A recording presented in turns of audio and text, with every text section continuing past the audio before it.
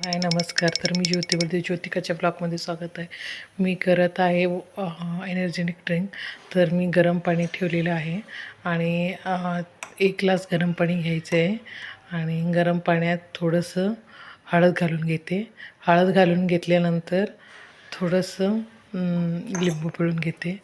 लिंबू पिळून घेतल्यानंतर थोडंसं अद्रक घालून घ्यायचं आहे. तर तुम्ही उकळत्या पाण्यातसुद्धा तुम्ही उकळू शकता अद्रक घालून किसून.